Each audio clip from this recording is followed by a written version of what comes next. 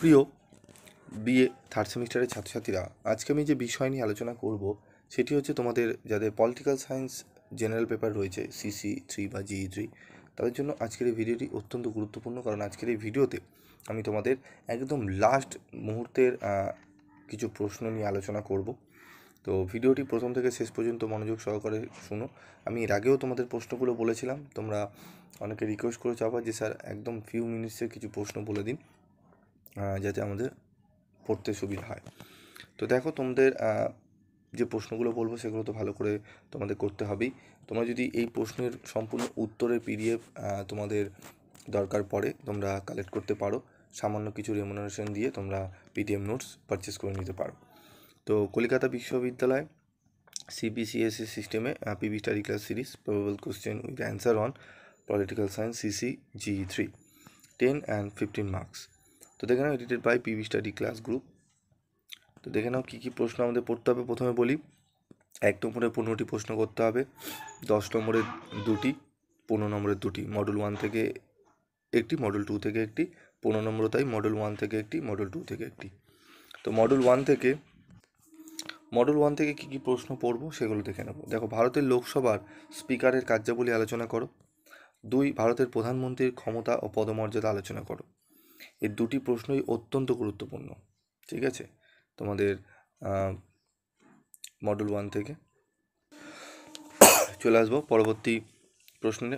ভারতের কেন্দ্র ও রাজ্যের মধ্যে শাসনতান্ত্রিক ক্ষমতা বন্টনের ওপর একটি সংক্ষিপ্ত টিকা লেখো।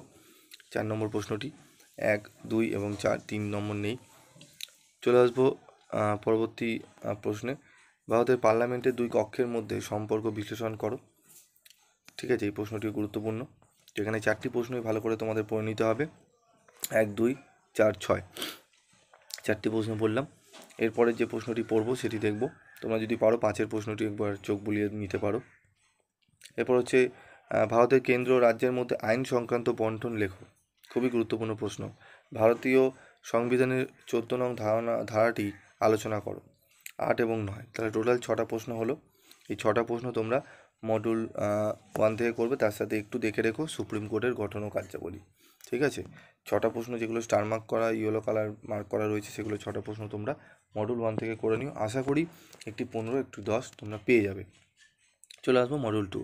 মডেল 2-এ দেখো, ভারতের জোট রাজনীতির গতি প্রকৃতি আলোচনা করো। খুবই গুরুত্বপূর্ণ প্রশ্ন। ভারতে আঞ্চলিকতাবাদের উৎসগুলি ব্যাখ্যা করো।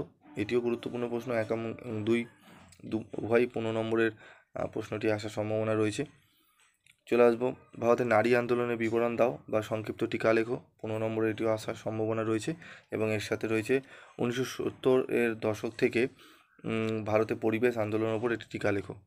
ঠিক আছে, তারপর রয়েছে ভারতের নির্বাচন সংস্কার আলোচনা করো। ভারতের নির্বাচন কমিশনের গঠন ও কার্যাবলী আলোচনা করো। 6 নম্বর প্রশ্নটিও গুরুত্বপূর্ণ। মুখ্যমন্ত্রী ও রাজ্যপালের সম্পর্ক আলোচনা করো।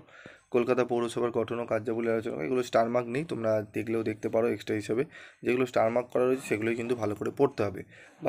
ভারতের স্থানীয় শাসন ব্যবস্থায় গ্রাম পঞ্চায়েতের ভূমিকা আলোচনা করো। ঠিক আছে, মাত্র আমি 6টি মডুল 1 থেকে এবং মডুল 2 থেকে 6টি 12টি প্রশ্ন, 12টি থেকে 13টি প্রশ্ন দিলাম। এই প্রশ্নগুলো ভালো করে রেডি করে নাও।